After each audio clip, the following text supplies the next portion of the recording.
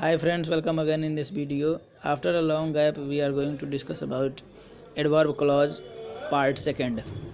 Second part adverb clause का आज हम डील करने जा रहे हैं। बीच में बहुत ही गैप हो गया। इंग्लिश ऑनर्स वालों की नोट्स बनाने के कारण उन लोगों का एग्ज़ाम हो रहा था, इसलिए परेशान होने की ज़रूरत नहीं है, वीडियोज आते रहेंगे रेगुलर। सो देखिए फर्स्ट सेंटेंस में क्या लिखा हुआ है।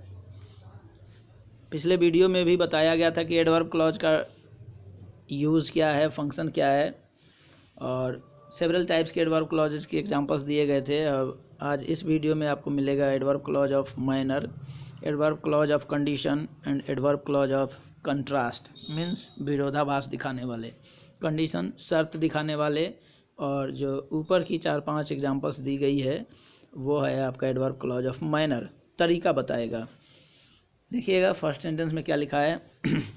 The lady talked, the lady talked, महिला बात की। कैसे बात की? आपको पहले भी पढ़ाया जा चुका है कि वर्ब में जब हाउ लगा के क्वेश्चन करेंगे, हाउ, तो जो आंसर मिलेगा वो आपका फोर्थ गोला होगा, मीन्स कम्प्लीमेंट। तो जब कम्प्लीमेंट होगा तो हाउ का जवाब देने वाला हमेशा माइनर ही होता है। जैसे काम करने का ढंग, कैसे, कोई काम हो रहा है कैसे, तो माइनर बताएगा, और माइनर बताएगा तरीका का पता चलेगा। Means what is the manner of doing the action, उस एक्शन को करने का तरीका क्या है, मैनर क्या है। सो एडवर्ब क्लॉज ऑफ मैनर है ये, because this is answering how. How का ये जवाब दे रहा है। देखिएगा, कह रहा है द लेडी टॉक्ड, महिला बात की। कैसे बात की? तो कैसे का जवाब दे रहा है ये एज इफ़। एज इफ़ का मतलब होता है मानो। ऐसे बात की मानो सी वर मैड, वो पागल हो। अब आप कहिएगा कि सी के साथ सर वर कैसे? तो वर कभी भी जो चीज़ें है नहीं और उसको दिखाना हो, उस टाइप का इमेजिनेशन करना हो, तो कंडीशनल सेंटेंसेज में भी आप पढ़ के आए हैं, पढ़ाया गया था कि किसी भी सब्जेक्ट के साथ वर का यूज़ होता है। जैसे अगर मैं पक्षी होता, if I were a bird. अगर मैं प्रधानमंत्री होता है, if I were the prime minister. अगर मैं कलेक्टर होता, if I were the DM, district magistrate is also known as collector. So the lady talked, महिला बात की। कैसे बात की? एज इफ़, मानो शी वर मैड, मानो वो पागल हो। है नहीं पागल, लेकिन पागलों के जैसे बात कर रही थी, इसलिए वर का यूज हो रहा है। वो है नहीं रियल में और उसको अनरियल चीज़ दिखाया जा रहा है। So only and only were will come with any type of subject. तो आपका ये as if she were mad, ये एडवर्ब क्लॉज हुआ, और हाउ का आंसर दे रहा है, इसलिए ये एडवर्ब क्लॉज ऑफ माइनर कहलाएगा। राइट। नंबर सेकंड सेंटेंस कह रहा है कि ऑल विल रीप, सभी लोग काटेंगे, एज दे सो। कैसे काटेंगे? तो कह रहा है कि एज दे सो, जैसा वे लोग बोएंगे। सो मीन्स बोना, रीप मीन्स काटना। ऑल विल रीप, सभी लोग काटेंगे जैसा वे लोग बोएंगे। तो काम करने का ढंग बता रहा है कि वैसे ही काटिएगा जैसे आप बोइएगा। तो ये एज दे सो जो है वो है आपका adverb clause of minor. The function ended, number third example, the function ended. इसमें देखिए हम हिंदी बताए नहीं हैं, बाकी सारे वीडियोज़ में आपको हिंदी लिख के भी बताते थे, लेकिन आप इतने दिनों तक इतने मैच्योर्ड हो गए होंगे सारे वीडियोज़ को देख करके। Noun clause, noun phrase, adjective clause, adjective phrase, adverb phrase and adverb clause, last section चल रहा है आपका क्लॉजेज का। तो इतने आप matured, I hope that you have been matured to understand what I have written in this video.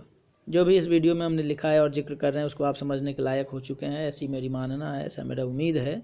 और फिर भी कोई प्रॉब्लम्स हो तो आप हमसे बात करिएगा और कमेंट में भी लिख के बताइएगा कि सर प्रॉब्लम्स क्या है, नहीं समझ में आई जो बताइएगा।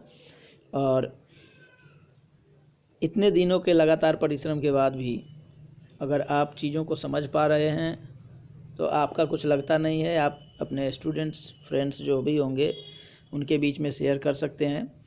Subscribe the channel and wait for the next video. अगले वीडियो का भी इंतज़ार करिए इस वीडियो के बाद में।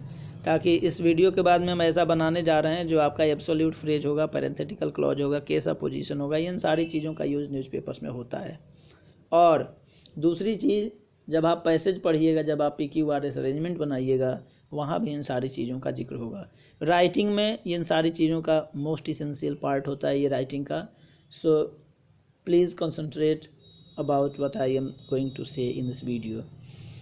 देखिएगा नंबर 3 क्या है, द फंक्शन इंडेड, फंक्शन समाप्त हो गया, समारोह जो थी, उत्सव जो था वो ख़त्म हो गया। कैसे ख़त्म हो गया, कैसे का जवाब पूछिए, कैसे ख़त्म हुआ? एज आई एक्सपेक्टेड, जैसा मैं उम्मीद किया था। फंक्शन उसी तरह से समाप्त हो गया जैसे, एज मीन्स जैसे, आई एक्सपेक्टेड जैसा मैंने उम्मीद की थी, फंक्शन बिल्कुल वैसे ही हुआ। तो इंड वर्ब जो है कंप्लीट होना, समाप्त होना, उससे हम हाउ लगा के क्वेश्चन करेंगे, और जब क्वेश्चन करेंगे हाउ से तो जो आंसर यही मिल रहा है, as I expected. So this is adverb clause of manner. Next sentence, my friend behaves, मेरा मित्र बिहेव करता है, बर्ताव करता है, आचरण करता है। कैसे आचरण करता है? एज इफ़, मानो, कैसे का जवाब दे रहा है, मानो ही वर द प्रेसिडेंट।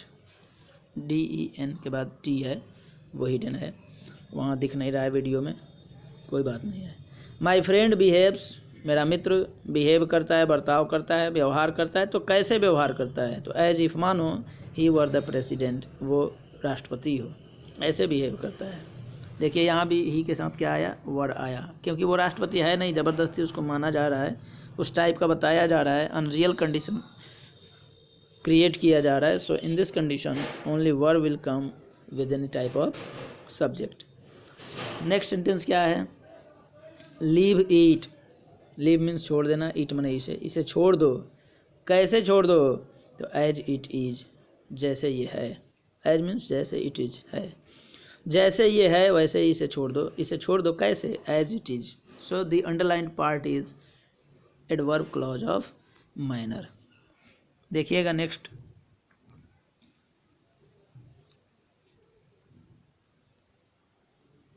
नेक्स्ट है आपका यू कैनॉट सक्सीड, आप सफल नहीं हो सकते हैं।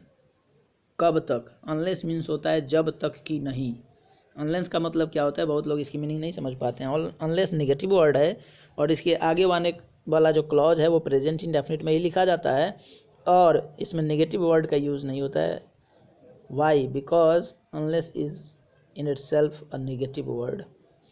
तो यू कैन नॉट सक्सीड, आप सफल नहीं हो सकते हैं, अनलेस, जब तक कि नहीं, मीन्स जब तक यू वर्क हार्ड, मीन्स इसमें का अनलेस का नहीं जो है वो वर्क के साथ आ जाएगा, मीन्स जब तक आप कठिन परिश्रम नहीं करेंगे। आप सफल नहीं हो सकते हैं, तो पूछ रहा है कि कब तक, कंडीशन क्या है? तो जब तक आप कठिन परिश्रम नहीं करेंगे तब तक आप सफल नहीं हो सकते हैं, means this is conditional clause, adverb clause of condition. Next sentence, you will be punished, आपको दंडित किया जाएगा, आपको दंड दी जाएगी। कब?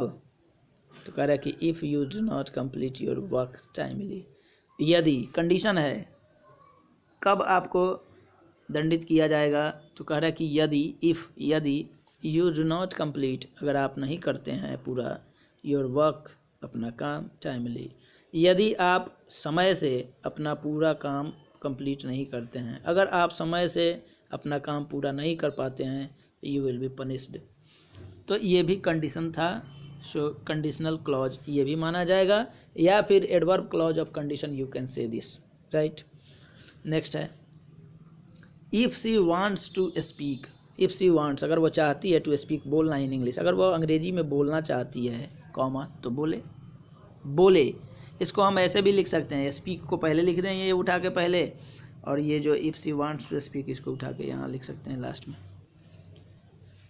मेन क्लॉज पहले आ जाएगा स्पीक, सबऑर्डिनेट क्लॉज उधर जा सकता है, चाहे इधर आएगा सबऑर्डिनेट क्लॉज तो कॉमा दे के मेन क्लॉज को उधर लिखा जा सकता है। ये कंडीशनल सेंटेंसेस का पार्ट है, कंडीशनल सेंटेंसेस में ये सारी चीज़ें पढ़ाई गई थी, लेकिन वहाँ ये नहीं बताया गया था आपको कि ये एडवर्ब क्लॉज है, इसलिए क्योंकि एक ही सेक्शन में सारी चीज़ों को एक्सप्लेन कर देना ये बहुत बड़ी बुद्धिमानी की बात नहीं होती है, स्टूडेंट्स और कन्फ्यूज रहते हैं।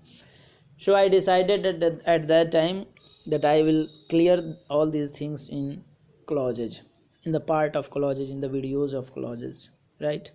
लिखा है कि if she wants to speak in English, अगर वो बोलना चाहती तो बोले, बोले, पहले इस पे आइए, बोले, स्पीक, बोले, बोले, कंडीशन है कब बोले, if she want to speak in English, अगर वो अंग्रेजी में बोलना चाहते तब बोले। तो if she want to speak in English, this is adverb clause of condition. Next sentence आपका है कि in case you need money, in case you need money. In case का मतलब ही वही होता है जो इफ़ का मतलब होता है। अगर यू नीड मनी, अगर आपको पैसे की ज़रूरत महसूस हो, इफ़ यू नीड, आपको ज़रूरत हो मनी, पैसे की, अगर आपको पैसे की ज़रूरत हो तो write a letter to me, तो मुझे एक पत्र लिख देना। राइट मीन्स लिखना, क्या लिखना, अ लेटर ऑब्जेक्ट है, किसको लिखना, टू मी, मुझे लिखना। तो नॉन लिविंग ऑब्जेक्ट यहाँ और लिविंग ऑब्जेक्ट यहाँ, तो बीच में टू, ये भी पढ़ा दिया गया है आपको। तो write a letter to me, मुझे एक पत्र लिखना। कब लिखना भाई, कंडीशन क्या है, किस कंडीशन में लिखना, in which condition I am saying you to write a letter. तो in case you need money, अगर आपको पैसे की ज़रूरत हो। So this is also the adverb clause of condition, because this shows the condition, and in the starting of this clause a conjunction, and after conjunction a subject, a verb, and the object and complement has come. though he is rich, next sentence देखिएगा, ये contrast दिखाएगा अब। though he is rich, यद्यपि वो, दो means यद्यपि, यद्यपि वह धनी है, he is honest, वो ईमानदार है। जनरली लोग सेंटेंस ये लिखता है कि though he is poor, he is honest, यद्यपि वो गरीब है फिर भी ऑनेस्ट है। ऐसा क्यों यार, धनी लोग भी तो हो सकते हैं ना इस टाइप के, धनी लोग भी ईमानदार बेईमान हो सकते हैं, तो बेईमान धनी लोग भी हो सकते हैं। ऐसा नहीं है कि केवल हम पुअर ही लिखें, इसलिए हमने सेंटेंस को उलट के लिखा है कि दो ही इज़ रिच, यद्यपि वो धनी है, ही इज़ ऑनेस्ट, फिर भी वो ईमानदार है। इसका मतलब ये है कि धनी लोग भी बेईमान होते हैं, ज़्यादातर तो धनी लोग ही बेईमान होते हैं। ऐसा मानना नहीं है मेरा, लेकिन ये मेरा पर्सनल व्यू है, मैं किसी के ऊपर कमेंट नहीं कर रहा हूँ। लेकिन जो भी गरीब हैं, the persons who are poor in the society are always honest because they have no options, but the rich have several types of option to blame any one, to hide any thing in the society and so on. हालांकि उस चीज़ का यहाँ कोई मतलब नहीं है, मैं आपको सेंटेंस पढ़ा रहा हूँ, इस पर फोकस करिएगा। दो ही इज़ रिच, यद्यपि वो धनी है, ही इज़ ऑनेस्ट, वो ईमानदार है, वो ईमानदार है। लेकिन उसके विपरीत कंट्रास्ट में क्या कर रहा है, दो ही इज़ रिच, यद्यपि वो धनी है फिर भी ईमानदार है। तो ये आपका जो है वो कंट्रास्ट दिखा रहा है। और चूंकि हम लोग क्लॉज पढ़ रहे हैं तो स्टार्टिंग में कंजंक्शन होना ही चाहिए, तो दो क्या है, हम लोगों का कंजंक्शन है। So this part is known as adverb clause of contrast. He is honest, वो ईमानदार है, इसके कंट्रास्ट में क्या है, though he is rich, right. Although Raman started late, start का मतलब प्रस्थान करना भी होता है, तो स्टार्टेड मतलब प्रस्थान किया। Although Raman started late, late means देरी से, यद्यपि रमन देरी से चला या देरी से प्रस्थान किया, कॉमा का मतलब यहाँ फिर भी, he caught the bus for Patna, वो पटना के लिए बस पकड़ लिया, हालांकि वो देर से चला था। ध्यान दीजिएगा, वह पटना के लिए बस पकड़ा, ये मेन क्लॉज है। उसके कंट्रास्ट में क्या है, उसके विरोध में क्या, उसके विपरीत में क्या बोला जा रहा है, although Raman started late, means जब वो लेट से चला तो उसकी बस छूट जानी चाहिए थी। तो दोनों क्लॉज जो आएगा उसमें कंट्रास्ट दिखाएगा, और जिसमें कंजंक्शन लगा होगा वो वाला part adverb clause of contrast दिखाएगा। So these are about adverb clauses, the first part and the second part. This is the second part of adverb clause. The video is related to second part of the adverb clause, and before it I have uploaded the video of first part about adverb clause. So in spite of all these things regarding first videos of adverb clause and the second video of adverb clause, if you have any type of doubt, please call me for solving your problems, for solving your doubts. And in the last, I am going to say the next time that share the video, subscribe the channel, and like the video if you are satisfied with this video. So thanks for watching the video, and next video is coming after some time, so wait for the next video. Thanks.